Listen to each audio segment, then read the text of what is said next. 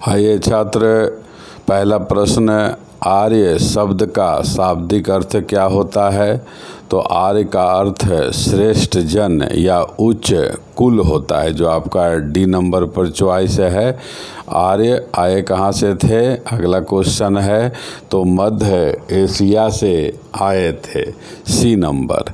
अब यहाँ पर देखिए आता है यह भी प्रश्न कि आर्य अपने साथ क्या लाए थे? अपने साथ रथ, घोड़ा, बराबर यह आता है कि भारत में घोड़ा लाने का कार्य किसने किया?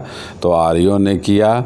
और आर्य मध्य एशिया से आए हैं, यह विचार किसका है? यह भी एक प्रश्न महत्वपूर्ण है। तो मैक्स मुलर ने भाषाई समानता के आधार पर यह मत दिया है, मतलब आर्यों का भाषा और मध्य एशिया का भाषा दोनों समान था और इसी आधार पर यह मत दिया है। अगला प्रश्न, सबसे पुराना वेद कौन है? तो यहाँ पर 3 का आंसर ए है, ऋग्वेद। सबसे पुराना वेद ऋग्वेद और सबसे नया वेद अथर्ववेद है। ऋग्वेद में मंडलों का संख्या 10 है, जिसमें 2 से लेकर 7 तक सबसे पुराना है, जिसे वंश मंडल या खंड मंडल कहते हैं, और 10वां मंडल सबसे नया है। यहाँ पर अगला है, योग दर्शन का संस्थापक या प्रतिपादक कौन है? तब आंसर होता है पातंजलि। पातंजलि पुष्यमित्र शुंग के दरबार में रहता था और पातंजलि ने एक किताब लिखा था संस्कृत में, व्याकरण ग्रंथ महाभाष्य। गौतम भी आते रहता है, गौतम ने एक सिद्धांत चलाया था, न्याय। शंकराचार्य। अगला प्रश्न आइए, सांख्य दर्शन का प्रतिपादक कौन है? तो सांख्य दर्शन का प्रतिपादक यहाँ पर कपिल बराबर आता है। गौतम ने न्याय, पातंजलि ने योग, पहले भी आप देख चुके हैं। अगला प्रश्न है, यम और नचिकेता का कहानी किस उपनिषद से मिलता है? तब आंसर होता है बी, कठ उपनिषद से। बी, कठ उपनिषद।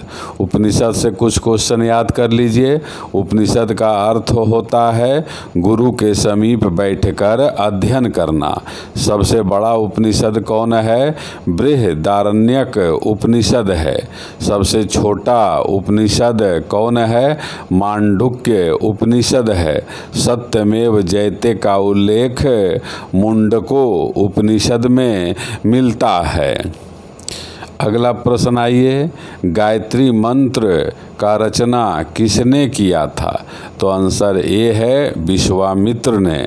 गायत्री मंत्र का उल्लेख ऋग्वेद के 3रा मंडल में किया गया है और गायत्री मंत्र में सूर्य देवता का पूजा किया गया है।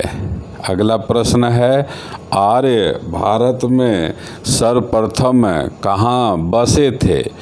जैसा कि आपको पहले याद करा दिया गया है, आर्य भारत के निवासी नहीं थे, यह मध्य एशिया से आए थे, जैसा कि मैक्स मुलर ने मत दिया है, और यह अलग अलग समूह के रूप में आए थे। इन समूहों को कबीला कहा जाता था और यह भारत में सर्वप्रथम सप्त सैंधव, डी नंबर पर चॉइस है, सब सैंधव में बसे थे। अगला क्वेश्चन, सदानीरा किस नदी का प्राचीन नाम है? जब आर्य भारत आए तो कई नदियों से अवगत थे। सदानीरा का वर्तमान में नाम गंडक है। सतलज का पुराना नाम सतुद्री, ब्यास का बिपाशा। यह भी प्रश्न आपको याद रखना है, 10वां नंबर पर है। सबसे पवित्र नदी के रूप में किसका उल्लेख किया गया है? तो सबसे पवित्र नदी के रूप में सरस्वती का उल्लेख किया गया है। यह भी क्वेश्चन आपको मिलेगा। सबसे अधिक बार ऋग्वेद में किस नदी का उल्लेख है? तो आंसर सिंधु होता है। सबसे अधिक बार सिंधु का उल्लेख है। रावी का प्राचीन नाम परूशनी था और परूशनी के तट पर दासराग्य युद्ध हुआ था। अगला प्रश्न देखिए 11 नंबर पर, जो हम लोग पीछे चर्चा कर चुके हैं। दासराग्य युद्ध किस नदी के तट पर हुआ था? तो आंसर है परूशनी। परूशनी आर्य और अनार्य के मध्य यह युद्ध हुआ था। यह भी आपको जरूर याद कर लेना है कि दासराग्य युद्ध का उल्लेख ऋग्वेद के 7वें मंडल में हुआ है और परूशनी का अभी वर्तमान में नाम रावी नदी है। रावी नदी पर एक बांध है, वह भी आता है, 3 बांध है। वैदिक काल का समय क्या है? तो वैदिक काल का समय जो है सी नंबर पर सही चॉइस है। 1500 ईसा पूर्व से 600 ईसा पूर्व वैदिक काल का। ऋग वैदिक काल का 1500 से 1000 ईसा पूर्व और उत्तर वैदिक काल का 1000 ईसा पूर्व से 600 ईसा पूर्व। अगला प्रश्न आइए छात्र, प्रश्न 13। ऋग वैदिक काल का समाज किस प्रकार का था? तो आंसर होता है पितृ शतात्मक समाज। जैसा कि आपको याद कराया हुआ है, सिंधु घाटी सभ्यता हो या फिर और दक्षिण भारत का सातवाहन वंश हो, यह मातृ शतात्मक था, माता का प्रधानता था। प्रश्न 14 पर आइए। राजा जो वैदिक काल में होता था उसका प्रमुख अधिकारी कौन था? तो राजा का प्रमुख अधिकारी पुरोहित होता था। पुरोहित को पुरोधा भी कहा गया है। और दूसरा महत्वपूर्ण अधिकारी सेनानी होता था, जो युद्ध में सेना का नेतृत्व करता था और राजा के अनुपस्थिति में उसका कार्य करता था। प्रश्न 15 देखिए। राजा के सहायता के लिए सबसे प्राचीन संगठन कौन था? तो राजा के सहायता के लिए सभा भी था, समिति भी था और विदत भी था, लेकिन इन तीनों में सबसे प्राचीन संगठन सी विदत है था। विदत है। विदत को मातृ संस्था भी कहा गया है। राजा को चुनने का, हटाने का काम समिति के द्वारा किया जाता था। प्रश्न 16 याद करिए। ऋग वैदिक काल में सबसे प्रमुख पशु कौन था? तो ऋग वैदिक काल में सबसे प्रमुख पशु गाय था। गौ शब्द से कई शब्द बना है। गौ शब्द से गोधूली, गोपति, गविष्टि, गविष्टि बराबर आता है, युद्ध को गविष्टि कहा जाता था। इसके बाद अगला प्रश्न आइए, प्रश्न 17। चतुवर्ण व्यवस्था का प्रारंभ कब हुआ? तो आंसर होता है बी नंबर पर है, उत्तर वैदिक काल। उत्तर वैदिक काल का समय 1000 ईसा पूर्व से 600 ईसा पूर्व है। चतुवर्ण का अर्थ है ब्राह्मण, क्षत्रिय, वैश्य और शूद्र। ऋग्वेद के 10वें मंडल के पुरुष सूक्त में कहा गया है कि ब्राह्मण के मुख से ब्रह्मा, ब्रह्मा के मुख से ब्राह्मण, भुजा से क्षत्रिय, जांग से वैश्य और पैर से शूद्र का उत्पत्ति हुआ है। अगला क्वेश्चन है, ऋग वैदिक काल का मुख्य देवता कौन था? इंद्र। इसी को ऐसे भी आता है, सबसे अधिक बार ऋग्वेद में किस देवता का उल्लेख है? तो इंद्र का है। इंद्र को पुरंदर भी कहा जाता है, पुरंदर। अगला आइए 19 नंबर क्वेश्चन। आश्रम व्यवस्था का उल्लेख सर्वप्रथम किस उपनिषद में किया गया है? तो आश्रम व्यवस्था का उल्लेख सर्वप्रथम छांदोग्य उपनिषद में किया गया है। आश्रम व्यवस्था में 4 प्रकार है, ब्रह्मचर्य व्यवस्था, गृहस्थ आश्रम, वानप्रस्थ आश्रम और संन्यास आश्रम।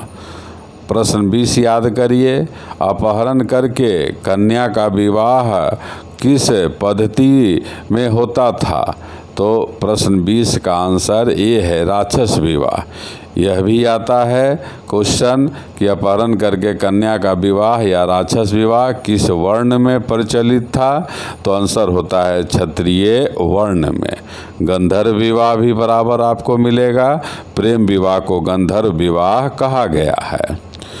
प्रश्न 21, उत्तर वैदिक काल में अधिकारियों को क्या कहा जाता था, तो उत्तर वैदिक काल में अधिकारियों को रत्निन कहा गया है। यह भी प्रश्न आप याद कर लीजिए कि रत्निन का उल्लेख सर्वप्रथम किस ब्राह्मण ग्रंथ में मिलता है, तो सर्वप्रथम शतपथ ब्राह्मण ग्रंथ में मिलता है, जो सबसे बड़ा ब्राह्मण ग्रंथ है। भारत और पूर्व के मिलने से किस जनपद का निर्माण हुआ, ध्यान रखिएगा, भरत है और पूर्व के मिलने से, भरत और पुरु के मिलने से कुरु। प्रश्न 22 का आंसर डी, ध्यान रखिएगा। भरत और पुरु जन था और इन दो जनों के मिलने से कुरु नामक जनपद का निर्माण हुआ था। भारत नाम भरत नाम पर ही पड़ा है। प्रश्न 23 पर आइए, उत्तर वैदिक काल में सबसे बड़ा प्रशासनिक इकाई कौन था, तो प्रश्न 23 का आंसर बी है जनपद। ऋग वैदिक काल में सबसे बड़ा इकाई जन था और वही जन जो मिला तो जनपद का निर्माण हुआ। पिछला प्रश्न में आपने देखा भरत जन और पुरु जन के मिलने से एक जनपद बना कुरु। अगला प्रश्न पर आइए, प्रश्न संख्या 24, वैदिक काल में कर संग्रह कर्ता को क्या कहा जाता था, तो वैदिक काल में कर को भाग कहा जाता था, भाग, और उसको संग्रह करने वाले, वसूल करने वाले को भाग दूध कहा जाता था। मुख्य न्यायाधीश को व्यवहारिक कहा जाता था और सन्निधाता कोषाध्यक्ष को कहा जाता था। प्रश्न 25 पर आइए, वैदिक काल में व्यापारियों को क्या कहा जाता था, तो 25 का आंसर सी है पनी कहा जाता था। वैदिक काल और सिंधु घाटी सभ्यता दोनों जगह व्यापार वस्तु विनिमय प्रणाली पर आधारित था। 25 का ये भी आता है, चारागाह का प्रमुख कौन था, तो ब्राजपति था, गुप्तचर को स्पर्श कहते थे।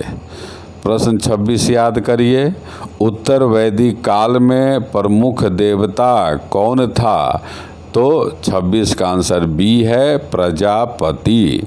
प्रजापति पालन करने वाला देवता था।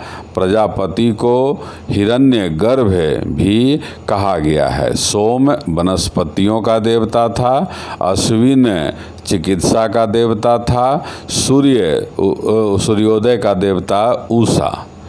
प्रश्न 27 पर आइए, किस काल का प्रारंभ उत्तर वैदिक काल से हुआ था, किस यज्ञ का, यज्ञ, तो यहाँ पर 3 यज्ञ का चर्चा है, अश्वमेघ यज्ञ, राजसूय यज्ञ, वाजपेयी यज्ञ। तो प्रश्न 27 का आंसर डी होगा उपयुक्त। यह तीनों यज्ञ पहली बार उत्तर वैदिक काल में प्रारंभ हुआ। निम्न में से कौन सही सुमेलित है? सिंधु घाटी सभ्यता का मुख्य व्यवसाय व्यापार था, यह सही है। ऋग वैदिक काल पशुपालन मुख्य व्यवसाय था, यह भी सही है। उत्तर वैदिक काल में कृषि, यह तीनों जो है सही है। व्यवसाय दिया हुआ, कुछ समय मुख्य व्यवसाय कौन था? तो प्रश्न 28 का आंसर डी हो जाएगा, उपयुक्त सभी हो जाएगा। लास्ट आइए, प्रश्न 29, किस विद्वान ने कहा है कि आर्य तिब्बत से आए थे? तो आंसर होता है दयानंद सरस्वती ने। फिर निम्न में से किस देवता को किला तोड़ने वाला कहा गया है? तो इंद्र, जिसे पुरंदर भी कहा जाता है। तो 30 का आंसर सी है। मरुत भी आता है। आंधी तूफान के देवता को क्या कहा गया? मरुत। फिर याद कर लीजिए, ऋग वैदिक काल में दूसरा महत्वपूर्ण देवता कौन था? तो आंसर होता है अग्नि। आपने देखा छात्र, आपके लिए बेहतर प्रश्नों का संग्रह करके लाया जाता है। यदि आपको यह YouTube चैनल अच्छा लगता है तो ज़रूर सब्सक्राइब करें, लाइक करें, कमेंट करें। आप आवश्यक सुझाव भी देते रहें। धन्यवाद।